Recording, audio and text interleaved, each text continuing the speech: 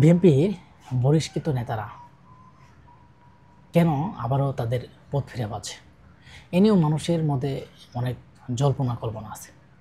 অনেক রাজনৈতিক দলেরা যারা আছে, বিএনপির যারা রাজনীতি করে, তারা অনেকে বলছে যে বিএনপির অনেক ত্যাগী নেতা, অনেক ভালো নেতা এবং সমাজের মাঝে ভালো, এবং যে কোনো একটা প্রবলেমে তাকে দল থেকে বহিষ্কার করা হয়েছে বা দল থেকে স্থায়ীভাবে বহিষ্কার করা হয়েছে।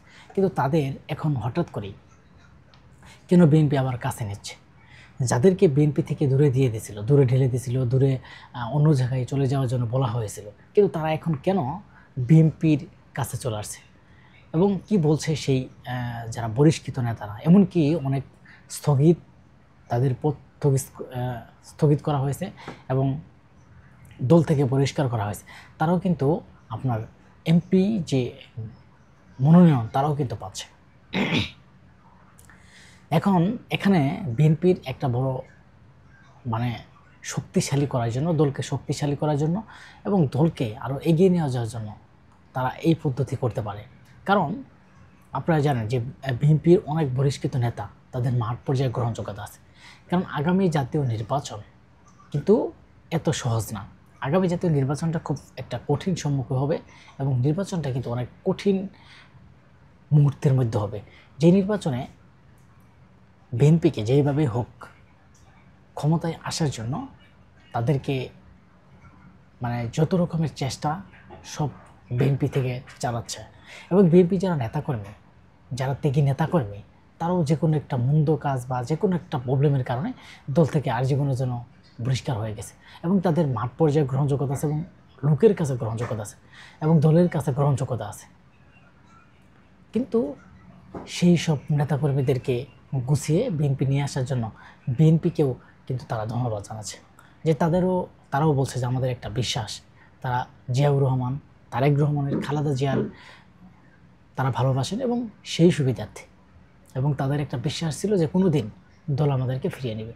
এখন অনেকেরই প্রশ্ন উঠছে যে আগামী নির্বাচনকে শক্তিশালী করার জন্য, আগামী নির্বাচন যেভাবে জিতে আসা যায়, বিএনপি ক্ষমতায় নিতে পারে, তার জন্য তাদের যে বহিষ্কৃত নেতাদেরকে ক্ষণিকের জন্য নিয়ে আসা হচ্ছে, যে কিছুদিনের জন্য নিয়ে আসা হচ্ছে, তারপরে তাদেরকে আবারও বহিষ্কৃত করা হবে না।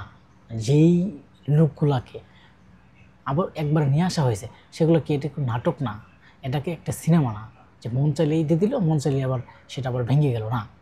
দেখেন কি বলছে, বিএনপির বহিষ্কৃত নেতারা আবারও দলে ফিরছে। খবরে এসেছে সাম্প্রতিক রাজনৈতিক উত্তেজনা আর মুহূর্তে দলকে নতুন করে শক্তিশালী করতে চাই।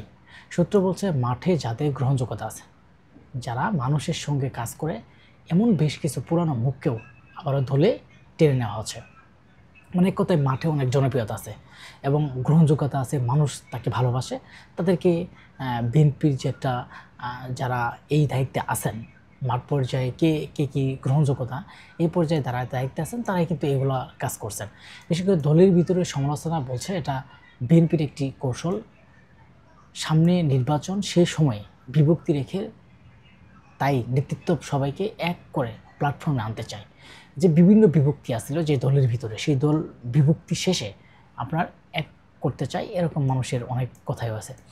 এবং বহিষ্কৃত নেতারাও নিজেরাও বলেছেন, দেশের বর্তমান পরিস্থিতিতে ঐক্যবদ্ধ বড় শক্তি, তাই তারা পুরনো বিভেদ ভুলে আবারও দলে ফেরার বার্তা দিচ্ছেন।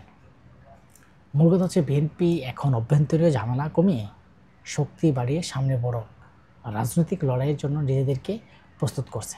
আর সেই কারণেই বহিষ্কৃত নেতারা এখন রাজনৈতিক কেন্দ্রবিন্দু। আমাদের একটাই এখানের প্রশ্নের কারণটা হচ্ছে যে বিএনপি যারা যে নেতৃবৃন্দ আছেন এবং বিএনপির যা পুরাতন নেতা আছেন বা যারা সাবেক নেতা, আগের রাজনীতি করেছেন, তাদের যে কোনো একটা কুন্দলের কারণে হয়তো কেউ যে যাকে মনোনয়ন দেওয়া হয়েছে তার বিরুদ্ধে নির্বাচন করেছে, তার কারণে বহিষ্কৃত হয়েছে, হয়তো বা দলের কোনো ভুলভ্রান্তির কারণে বহিষ্কার হয়েছে, কিন্তু তাদেরকে দল থেকে ভালোবাসে এবং তাদেরকে জনগণ তাদেরকে ভালোবাসে এবং তাদের জনপ্রিয়তা আছে। তারা সেখানে বিএনপি নিয়ে আইসা বিএনপির জন্য একটা আগামী নির্বাচনে বড় একটা শক্তি কাজ করছে বলে আমরা দেখছি। কারণ বিএনপির একটা শক্তিশালী প্ল্যাটফর্ম তৈরি হচ্ছে, যাতে আগামী নির্বাচনে, আগামী জাতীয় নির্বাচনে একটা কঠিন চ্যালেঞ্জ পার করতে হবে। তাই বিএনপির ভিতরে যাদের একটা কুন্দল বা যাদের কথার কারণে কোনো আঘাত হানি ঘটেছে, কিন্তু তারা সবাই ঐক্যবদ্ধভাবে আগামী এই ধানের শীষকে বিজয়ী করার জন্য তারা এটা শক্তি সামর্থ্য চালাবে বলে আমরা দেখতে পারছি। যে কারণে তাদের নেতাকর্মীদেরকে, যারা পুরাতন নেতাকর্মী তাদেরকে, এই বহিষ্কৃত নেতাকর্মীদেরকে কিন্তু আবারও দলীয় ফিরিয়ে নেওয়া হচ্ছে। এটা কিন্তু একটা পজিটিভ দিক বলে আমরা বিবেচনা করতে পারি। কেননা এই যে তাদের দলকে মানুষের ভিতরে একটা কিন্তু এখন গ্রহণযোগ্যতা আসবে, যে কোনো কারণে তিনি যদি হঠাৎ বহিষ্কৃত হয়ে যান এবং তারা যদি দলের জন্য কাজ করেন এবং মানুষের জন্য কাজ করেন, হয়তো কোনো একদিন তারা আবারও তাদের পথ ফিরে পেতে পারেন। এমনটাই এখন যারা বিএনপি করে তাদের মনের ভিতরে একটা বিশ্বাস আছে।